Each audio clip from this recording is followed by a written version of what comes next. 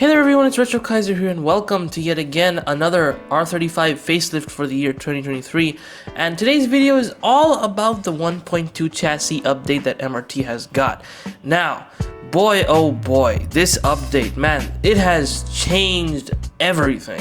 Like, the stuff that used to be good is now bad, the stuff that used to be bad is now good, the stuff that was meh is now wow, and the stuff that was wow is now meh. So, you probably get the gist of what I'm saying. Now, a lot of people have a lot of, opinions about this new update, but in this one, personally, I'm gonna give my own thoughts about it and share with you guys what I've experienced.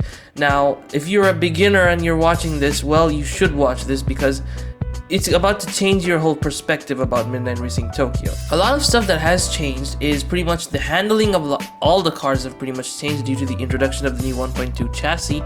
And well, buffed cars that were, metas have now been changed. And a lot of cars have been nerfed, and you'll be surprised. I mean, I personally was surprised by the cars that got nerfed, and well, the car that you see running around here right now, the Evo 3, it has been nerfed too. So a lot of stuff has come back and a lot of new stuff has arrived as well with this update, and I'll be sharing everything with you in this video. So if you are interested about learning more about MRT, do hit that like button so that I can know you guys like this video, and yeah, do hit that subscribe button so you don't miss any updates. So without further ado, let's go straight towards the updates that have come along. So as of today, me making this video, there are officially two patches of the 1.2 update. The first patch, which states all of this, and as you can see, the M3 GTR got nerfed, and well, the R34 and 33 have better handling, the 32 has become better, and honestly, as you can see right here, this update basically is mainly handling focused, and a lot of new stuff that has come along is basically the new sounds. A lot of old stuff like backfire of certain cars has come back, like the Evo 3, and as you can see, this is the other update that we got, the patch 2 update, and as you can see over here, the Evos have all received a grip buff, the Evo 3's sound has been replaced, the GT40 and the NSX both have a retune now, the Pulsar has been fixed, the GCB and the GC8 WRX both have received grip buffs. Now, me and Dragon, as usual, we performed tests on Ichikawa and on C1. The cars that received updates, we tested them out, and we also tested out the cars that used to be good, the cars that we used to drive a lot, we tested those out as well, and the results were pretty shocking, honestly. So without further ado, let's go over to Ichikawa and see the update in action. Okay, so these are the first impressions that I got as soon as I hopped into the game after the update with the Porsche 964 over here. And well, if you have seen my previous video, the Porsches Are They Worth It video, which should be coming up in the I button right here. If you still haven't seen it, go check it out. I mean, it's pretty good. But now, I mean, if you see that video, you saw how much, I was pretty bugged by the condition of the 964. But now, boy oh boy, that has changed. Okay, the Porsche has changed. I mean, pretty much all the cars have changed. You know that certain, wonky type of handling that was existent before. I mean, when you used to play that, yeah, you used to feel like I'm playing a arcade game. Well, now it's pretty different. I mean, it feels like I'm playing a well-sophisticated game right now. I mean, the input, the reaction, it's all totally, I mean, what should I say, a tad bit more realistic now, I mean, in some sort of way, because it kind of, reminded me a bit of the Assetto Corsa handling, because I play that too on keyboard. So I don't know, the feel of the new update kind of, made me remember that Assetto Corsa type handling. But then again, that's my opinion. Everyone else has different opinions. So anyway, initially I kind of like this because the drifting has also become pretty good now. As you can see with the S15, I'm drifting around here and there, and it's not as hard as it used to be, and it doesn't stop that sudden stop that you used to come to when you started drifting after pressing the e-brake. That is totally gone, and now you can actually go through with the drifts, which is a pretty good and well needed update, honestly. And all over, basically speaking, I'm pretty happy about the new update, but it's gonna take a while for everyone to get used to this, because man oh man, like me and Dragon, we suffered a bit. I mean, we did eventually get a bit used to it, but everyone is gonna have to practice more to get used to this new handling dynamic. So yeah, now let us go over to the cars now. I mean, this was like my first impression, but now let's go over to the car tests that we did. So the first car that I took out for a spin was the R34 GTR, and well, was this a pretty, unique experience, honestly. I mean, the car is an all-wheel drive car, and it's supposed to feel like an all-wheel drive car, but it felt like a rear-wheel drive car. I mean, I thought I was hallucinating and stuff. I pinched myself and I was like wondering, am I actually driving a S13 or 14? Am I just imagining that the R34 is there? But no, that wasn't the case. The R34 is pretty weird feeling now. I mean, you have to get used to it at this point. I mean, I don't know. I don't have any other simple answer, because to me it felt really weird. As a person who has driven the R34 a lot, I mean, the previous versions of the car, I mean, it is just basically really weird now. I mean, it can be fixed with tuning. I mean, honestly, tuning has become a very, very, very important and integral part of the game right now. But as a stock car, I mean, in stock form, the GTR 34 is just, I don't know, man. It just does not feel like a GTR, and it also suffers from a great amount of understeer. I mean, it just isn't catching lines like it used to. Now, once again, I'm saying this is a stock car. You can obviously change all that with tuning. So yeah, the R34, it just feels way different, man. It just feels way different. Now, the R33 was exactly the same as the R34, so I'm not going to say a whole lot about it, except for the fact that it feels a lot more heavier than before, and it also has the problem of understeer. Now, I don't know why, but a lot of cars that I drove are all pretty much like suffering with the understeer problem, and these are pretty much the results that came from the run that I did with the R33.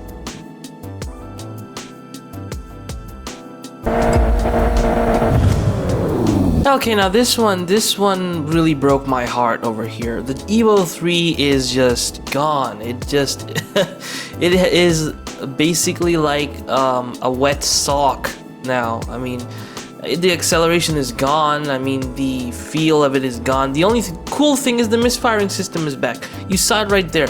The misfiring system of the car is back, but it is pretty different. It isn't as good as it used to be, though. But anyway, once again, I mean, the Evo 3, I mean, it is way more grippier. I mean, before it wasn't this grippy, and it wasn't, this much more stable. But yeah, I mean, and what cost, dude? I mean, it just lost all of its, acceleration magic. So yeah, it's basically a slug now, and it has backfire. I mean, that's the only cool thing about it now. I mean, that's the only, cool thing I felt.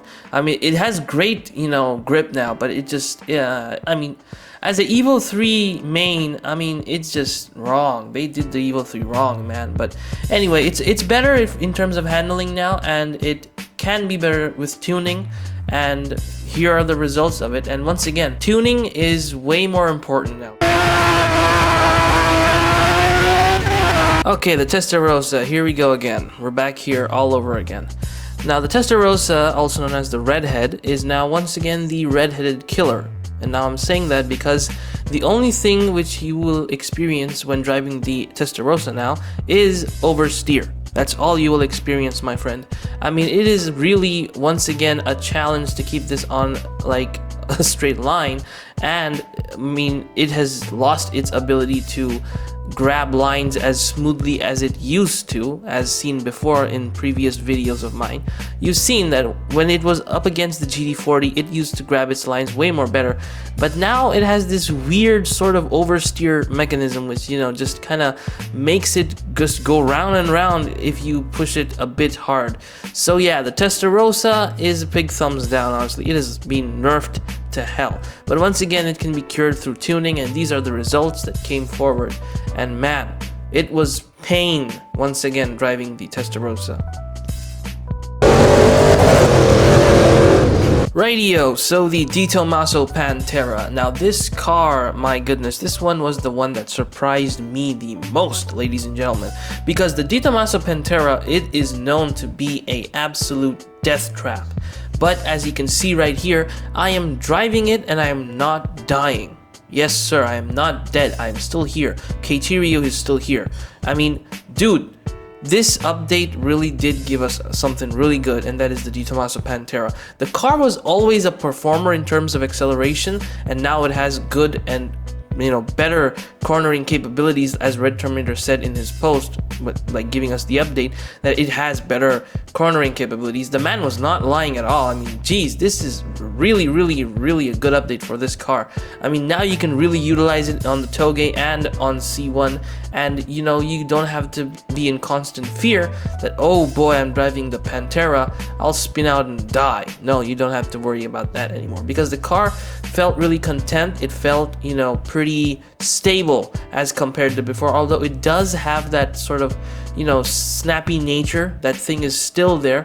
I mean, it's not totally gone, okay? It is like tame, but it isn't like gone as in like, oh boy, I'm out of here, see you. No, that isn't the case. It is still there. It is going to come at you if you provoke it, if you push it too hard. But if you keep an eye on your braking, if you work on the engine braking, the when you're tapping the acceleration and stuff like that, basically the more you practice with the Pantera, the more better results it will give you. I mean, it has come a long way, man. So yeah, the Pantera has got a good update, and these are the results, and man, I am impressed with this one. So the next car that I'm going to be talking about is the Honda Integra Type R DC2. Now this car, ladies and gentlemen, is back into the limelight. You should definitely keep this on your radar if you're thinking about buying a Toge car, because this car is going to really help you perform well and get some good times, because the drive feel of the car is really good, and it's more powerful than before, and the control is pretty better. Like compared to before, the control was a bit tacky, and the power was not that much, but now the power seemingly has been increased, and the control is way better, and the drive feel is really good and smooth. And as you can see, the results are pretty good over here. So yeah, the Honda Integra Type R DC2 is a definite buy if you want a car for good times, especially on the downhill on Turnpike. Alright, so now coming around to the Lamborghini Countach. Now this car has been destroyed as well. This is the polar opposite of the Testarossa. It has so much understeer that this car doesn't want to move anywhere. It's like a brick practically. I mean, you throw a brick, it'll go in one direction. It won't go left, it won't go right.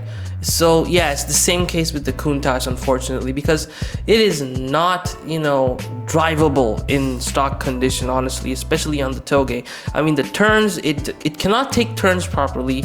It just wants to go straight, and that's it. I mean, it's so damn tight that you won't really be able to, brake and then turn your car and expect a bit of accuracy, because it won't give you that. It will just slam you straight into the wall. And as you can see, I'm having to drive really slow, and it's a struggle, honestly, on the corners. So I don't know what happened to this car, but dangerous amounts of understeer. I mean, if you drive this on the Toge, especially in stock form, you will be Nakazatoing your way all the way around the map, people, because this car has just way too much understeer. As you can see, the result isn't that bad, but still, it isn't as good as it used to. It used to feel like nice, nimble, and agile before, but now, well, unfortunately, this just feels like a glorified brick at this point. Alright, so another car which really, surprised me was the C4 Corvette. Now this car is also like the Testarossa Pantera, known as a death trap, which will wheel spin you all the way to hell. But this car, man, as you can see right here, it is performing well, and this is in stock form. This is not a tuned Corvette. So as you can see, as compared to before, the Corvette is actually handling lines. It's not spinning out, it's not wobbling all over the place, and it is not wheel spinning too much. Now that is something which is a very good thing, because this car is an absolute weapon. I mean, it has great acceleration, it has great capability. If you can tune it up, it will have a lot more than it has to offer on stock form. But I would actually recommend that you keep the traction control on, because once again, it is the same old car, so it does produce a lot of wheel spin, and you will be slipping and sliding all over the place if you turn traction control off. Aside from that, this car is pretty good. I mean, the times that I was able to get was pretty good as well, and honestly, it felt good. But the only thing you have to watch out for is not giving too much input. I mean, if you put too much input, and well, your car's gonna snap on you, and you'll end up on the guardrail or spinned out. So do keep an eye on that when driving this. Otherwise, the Corvette is actually performing really well. And the last car that I'm going to be talking about in this video is the Mazda RX7 FD3S, and as you saw previously in the video, this car has received a update as well. Now the FD feels pretty good, honestly. It does still have that drifty nature, and it does however lose the traction control, which it previously did have, but now it doesn't have any traction control whatsoever. So you need to kind of watch out for those kind of situations where you think that maybe this traction control will help, and you look over there and you see that the traction control is red, so that means you don't have traction control anymore. So do keep an eye. This car doesn't have traction control anymore, and it performs well. Honestly, it performs well. It wasn't really as, you know, fast as it was before. I don't know why the acceleration felt a bit low, and for some reason, something that I noticed and Dragon noticed as well is that the fifth gear, man, it is pretty long. I mean, it is a really long gear. I mean, you'll have to change that up in the tuning, of course, and yeah, aside from that, in stock form, the RX7 FD3S is good, and it still is a performer car. Okay, so that's it for this video, everyone, and I reviewed pretty much all the cars that used to be driven a lot on the Toge, and you know, that's how they are right now. So yeah, hopefully this video came in handy for you. And just a disclaimer, this system of, you know, tuning your car in Midnight Racing Tokyo has become quite essential and important. So, you know, you shouldn't really be driving around stock cars and expect to receive awesome performance. You'll obviously have to tune your car, and that means you have to grind a lot. So officially, after this update, MRT has become a pretty hard game now. If you really want to play it accordingly as a racer, then yeah, it's gonna be pretty hard. You'll have to grind lots and lots. So aside from that, the new update, as I said, is pretty good. I'm one of the people who's saying, yeah, it's good, but you'll obviously have people that have different opinions. As you can see in the comment section, a lot of people will be giving their opinions, and I am actually looking forward to seeing what opinions other people have about this update. So yeah, this is the Ichikawa version of this video, and I will be doing a separate one on C1, testing out the cars that used to be good on C1 to see if they are still good after the update. So yeah, I'll be seeing you guys in the next video. Until then, this is Retro Kaiser signing out, and I'll see you guys in the next video.